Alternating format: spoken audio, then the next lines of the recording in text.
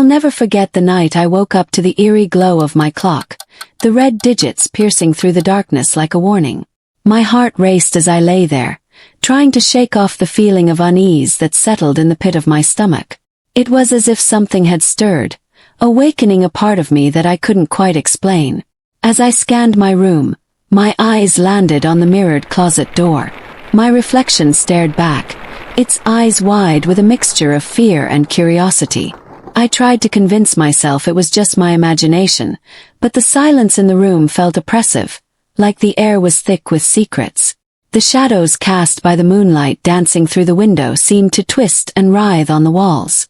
Slowly, I got out of bed and approached the closet, my heart pounding in my chest. The soft rattle I heard earlier seemed to grow louder, more insistent. I slid the door open, and a wave of relief washed over me when I found nothing out of the ordinary. But as I turned to leave, my reflection caught my eye again. This time something was off. My eyes looked wider, my chin slightly different. I shook my head, chalking it up to exhaustion. The next morning, my father wished me a happy birthday, and the day unfolded like any other. But as night fell, I found myself back in bed, staring at the clock. The rattle returned, and my room was freezing. I tried to ignore it, but the voice in my head whispered, "She's hiding the truth." I couldn't shake off the feeling that something was amiss. The coincidence of waking up at the exact time I was born unnerved me. I brushed it off as superstition, but the voice lingered, echoing in my mind. My mother's smile seemed forced, her eyes clouded with a secret.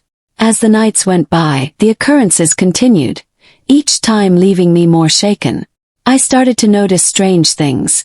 Doors creaking open, shadows moving in the corner of my eye. I felt like I was losing my grip on reality. It wasn't until I confronted my mother that the truth began to unravel. Was there anything unusual about my birth? I asked, my voice barely above a whisper. Her eyes flickered with fear, and she set her mug down, her hands trembling. "There was a complication during your birth," she said, her voice uneasy. "Your father and I didn't know when to tell you. But I think it's time you knew." The words hung in the air like a challenge. "I was supposed to have twins," she continued, her voice cracking. "You were born first. The movement of you leaving caused your brother's umbilical cord to wrap around his neck. The doctors couldn't save him."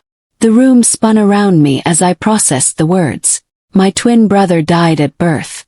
And now, 18 years later, he was back, haunting me. What did he want? Was he angry? I was consumed by questions, but one thing was certain. I couldn't face the mirrors anymore. The whispering continued, a constant reminder of the truth I uncovered.